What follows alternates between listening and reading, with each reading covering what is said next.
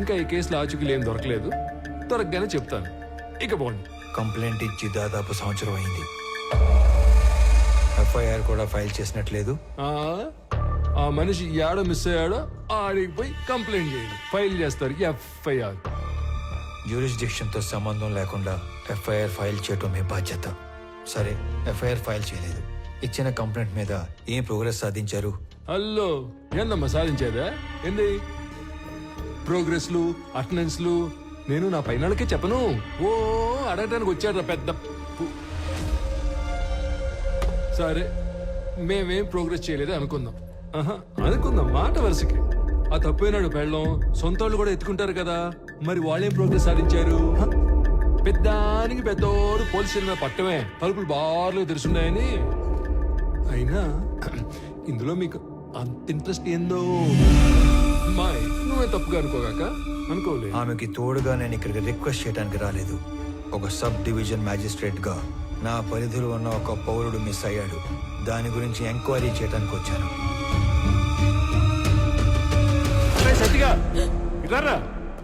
Sir, వాడెవడో సురేంద్ర అంట, ఊరంతా తప్పులు చేసి పారిపోయాడని వేరే ఎవరితోనైనా చీటింగ్ కేసు పెట్టించు. Okay sir. కావాలని కనుమరుగైన రిపోర్ట్ రాసి వాడు కేసు క్లోజ్ చేయి. ప్రతి ఓడికి జవాబు చెప్పాలంటే దేవుడు రోజుకి 48 గంటలు ఇచ్చినా సరిపోవు. పండి పండి, మేము భోజనాలు పెట్టాం ఇక్కడ. దీని అన్న జీవితం ఎవడెవడో రావటం, అడ్డమైన అడగటం, ఏందో ఇది.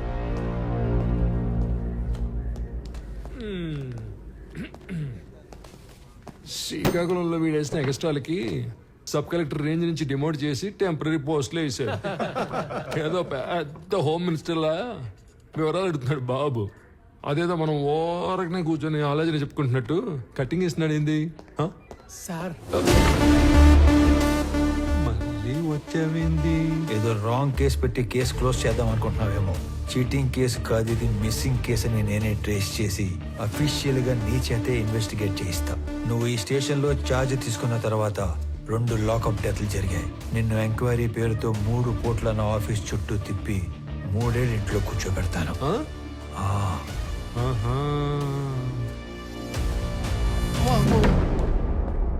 ఒరే, ఆ టక్కోడు వెళ్ళాడో లేదో చూడండి రా. అమ్మా, నా వల్ల కావట్లేదురా.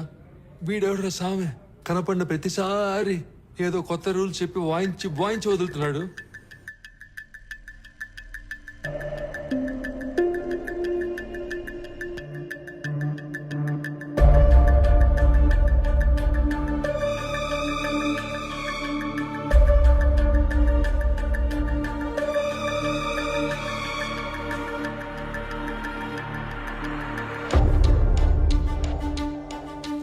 ఇతనే వర్మ.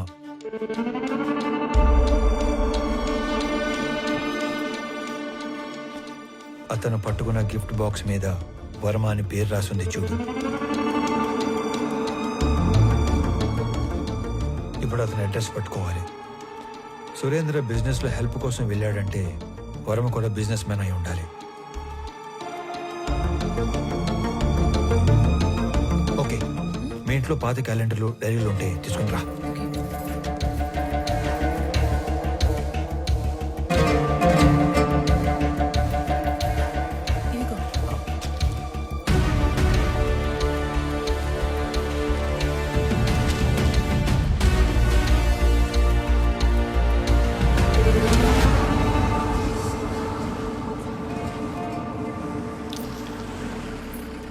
పాపా, వర్మ గారు ఉన్నారమ్మా?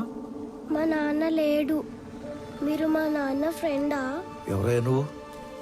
ఇక్కడేం పని? అంటే సురేంద్ర అని మీకు కావాల్సిన వ్యక్తి ఇంట్లో మా వాడిని కలవడానికి వెళుతున్నట్టు చెప్పొచ్చాడు. అప్పటి నుంచి తను కనబడకుండా పోయాడు, అంతేనా? అది కూడా ఏడాది క్రితం అంటున్నావు. నువ్వు ఆస్ట్రేలియా నుంచి శ్రమపడి ఇంత దూరం వచ్చావు. మా వాడు దుబాయ్ వెళ్ళి చాలా కాలమైంది. అయినా మా వాడికి సురేంద్ర అనే పేరుతో ఎవరు ఫ్రెండ్స్ లేరే. ఇదేంటి, మీ అబ్బాయి కదా? ఆ పక్కన ఉన్న పెళ్లి కొడుకు పేరే సురేంద్ర. వీళ్ళ ఫ్రెండ్స్ కాకుండానే అయి ఉండొచ్చు. అయితే ఏంటి? మీరేదో దాస్తున్నారు. అవునయ్యా, దాస్తున్నాను. అది నీకు అర్థమైంది కదా. ఇంక నీకు బయలుదేరచ్చు. బయలుదేరు. ఏం చూస్తున్నారమ్మా? ఆ? పద లోపలికి పద.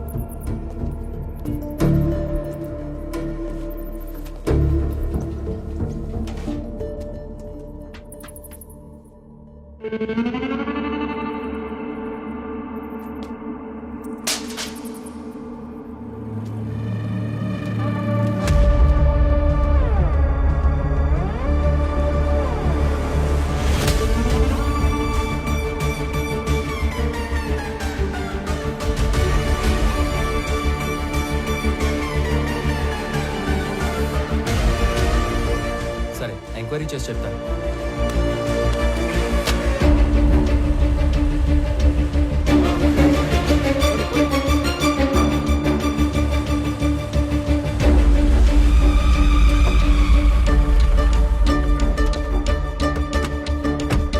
నమస్తే సార్. నమస్తే సార్. మీరు అడిగిన డీటెయిల్స్ ఇందులో ఉన్నాయి సార్. ఓకే, ఒక 2 minutes. ఇటు వచ్చి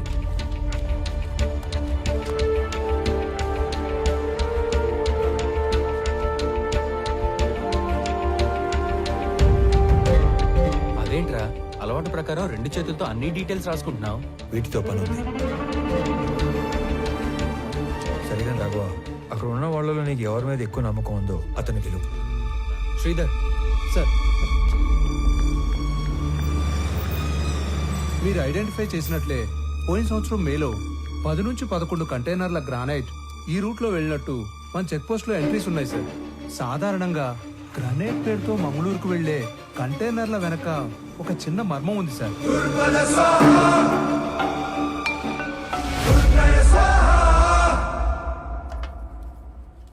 పెద్దమ్మ చిన్నోడికి ఆవు పాలు అడిగినావుగా, ఇగో. అరే అనంతు, వేడివేడిగా ఉంది, తిందుగందా? లేదులే అన్న, అర్జెంట్ గా పోవాలా. అయినా నీకేమి, కాస్త ఆస్తి చేతిలో ఉద్యోగం ఉండాది. నేను కూడా బాగా సెటిల్ అయినాక అప్పుడు తీరుబాటుగా కూర్చొని తింటా. వస్తా. ఒరే, టిఫిన్ కి సెటిల్ అవ్వడానికి సంబంధం ఏందిరా? ఉంటదన్నా, ఉంటది. ఏందో ఇది. ఏంది నాయనా అదో మాదిరిగా ఉండవు? రే, నువ్వు చేసా ఉండేది మాకు నచ్చడం లేదు. నువ్వు ఇంటి ముఖం చూసి వారం రోజులు అవుతుండాలి. ఆఫీస్ కూడా మానుకుని ఆ సురేందర్ని వెతకాలా ఏమి? ఇది కూడా ఆఫీస్ పనే. ఎవరో కూడా పూనుకోపోతే కేసు అట్టా ముందుకు పోతాది. ముందుకెళ్ళకపోతే ఆడనే ఉంటాది. ఒక్కరికి సాయం చేయడం కోసం అన్ని వదులుకొని పరిగెత్తాల్సిన అవసరం ఏంది? మీరేమనుకోనంటే ఒక మాట చెప్తానే, మీరేం చేసినా 10 మందికి ఉపయోగపడే పనే చేస్తారు. కానీ ఈ విషయంలో మీరు ఒకరి పని కోసం ఎక్కడో తిరుగుతుంటే మిమ్మల్ని మెచ్చించనవే తప్పుగా మాట్లాడతారు. బావగారు 4 రోజులుగా నిద్రపోలేదు అల్లుడు గారు. అమ్మాయి కూడా మీ గురించి ఒకటే దిగులు. మహాలక్ష్మి, నువ్వు కూడా చెప్పేది ఏదైనా ఉందా? ఏం లేదు.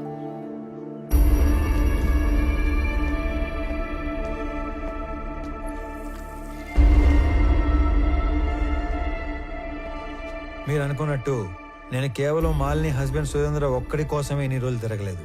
కనపడకుండా పోయింది ఒక్కరు ఇద్దరో కాదు, దాదాపు 20 మంది. సురేంద్ర కోసం వెళ్తే వర్మ, వర్మ కోసం వెళ్తే అతని అసిస్టెంట్ రాజా, రాజా కోసం వెళ్తే వెంకట్. ఇలా నా దగ్గర పెద్ద లిస్టే ఉంది. ఇంట్లో మనిషి వస్తాడో రాడో, అసలు ఉన్నాడో లేడో తెలియక ఎదురు చూసి చూసి కళ్ళు మసకబారిపోయిన తల్లిదండ్రులను చూశాను. ఇల్లు గడవటం కోసం చదువులు మానేసి ఏదో ఒక పని చేసుకుని బతుకుతున్న తమ్ముళ్ళనే చూశాను. పిల్లల పోషణ కోసం అన్నీ చంపుకొని చేయకూడని పని చేస్తున్న ఒక ఆడకూతుర్ని కలిశాను.